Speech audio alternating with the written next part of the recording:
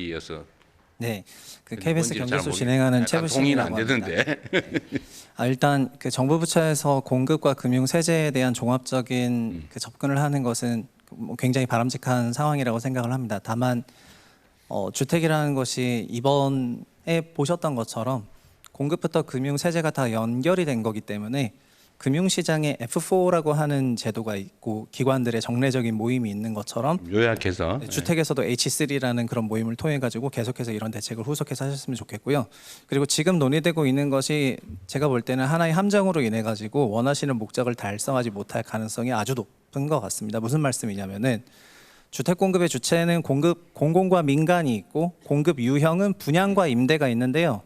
지금 정부의 97 대책이든 129 대책이든 522 대책이든 526 대책이든 어느 대책을 보더라도 공공 분양, 공공 임대, 민간 분양은 있지만 민간 임대가 이재명 정부 5년 동안 몇 호가 지어질 것인지 어느 지역에 지어질 것인지 어떤 유형으로 지어질 것인지에 대한 내용이 아예 존재하지 않습니다. 그리고 아까 진미훈 박사가 말씀하셨지만 비아파트 착공이 크게 무너진 것은 비아파트와 관련한 공급 금융도 무너졌기 때문인데요. 그래서 제안드리고 싶은 부분은 민간 장기 임대를 건설로 통해서 공급하는 사업자를 집단적으로 육성하는 제도와 시스템과 공급자 금융을 도입하셔서 민간 분양과 분절을 시켜야 지금 민간 분양 및 매매 시장에 도입하려고 하는 여러 규제들이나 보유세 같은 그런 제도들이 도관처럼 민간 임대 시장으로 흘러오지 않거든요.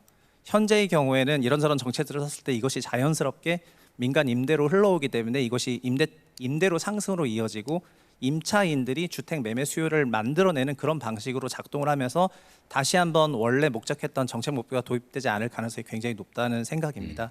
그래서 진 박사님 얘기하신 거 이상으로 여기서 비아파트가 다가구 이런 것만 얘기하는 게 아니라 주거 오피스텔과 주상복합 수준의 그런 고퀄리티의 비아파트 공급 사업자, 공급자 금융 이런 부분을 하셨으면 좋겠습니다. 네.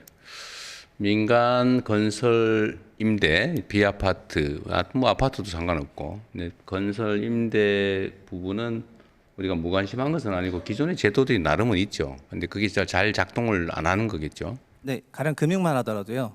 지금 일반적인 PF 금융은 토지와 공사비를 빌려서 분양을 통해서 상환을 해야 됩니다. 그러나 임대사업자라고 생각해 본다면은 상환을 할 수가 없죠. 공사비를 조달했는데 그거를 상환을 당장 할 수가 없기 때문에 임대사업을 할 수조차 없거든요. 그래서 아까 비아파트 착공이 왜 안 됐냐면 한국에서는 그것을 전세금으로 받아가지고 100가구를 공급하게 되면 공사비가 3억인데 100세 되면 300억이 되지 않습니까? 전세금으로 3억을 100가구를 받아서 300억을 조달하는데 그걸 상환했었는데 전세 차이가 낮기 때문에 그런 부분에서 공사비 조달이 더 이상 안 됐고 이런 부분들이 비아파트 착공 감소로 굉장히 이어지고 있는 것이 이제 사실입니다. 그러니까 무슨 얘기냐면은 민간 임대 공급에 공급자 금융이 제도적으로 정착되지 않기 때문에 민간 공급자들이 사금융을 이용해 가지고 나름 아름아름 공급해 왔었던 체계가 22년 이후에 완전히 와해된 부분이거든요. 아니, 네, 그건 제가 반론이라기보다는 내 다른 의견을 한번 말씀을 드리면 건설 임대를 한다고 할 때 만약에 건설 임대를 할 부지가 있다면 민간업자 입장에서는 이렇게 지금 분양 수요가 높고 분양 가격이 높은데 뭐할로 임대를 하겠어요? 그래서 우리나라에서는 분양가가 계속해서 올라갈 거라는 기대가 있지 않으면 민간 건설 사업자조차도 사업을 하지 않는다는 그러니까요. 부분입니다. 그래서 역설적으로 말씀을 드리자면 민간 임대 시장에 상당한 인센티브가 주어져야만이 공급자 금융이든 제도적이든 세제적인 아니 그래서 그러니까 아니 그 이론적으로는 그럴듯한데 이제 현장에 있는 뭐 현실적인 정책 결정자 입장에서 보면 수도권 서울의 수요가 임대도 있고 분양도 있는데 적정한 가격이라면 지금 분양은 아주 쉽게 될 거 아닙니까? 그런데 그런 상황에서 신축할 수 있는 부지를 가진 민간 업자 입장에서 왜 임대를 하겠어요? 분양을 하지? 문제는 본질적인 문제는 신축할 부지가 거의 없다는 거예요. 그게 많이 있는 상태에서 선택을 하는 게 아니고 없는데 부지를 어떻게 확보합니까?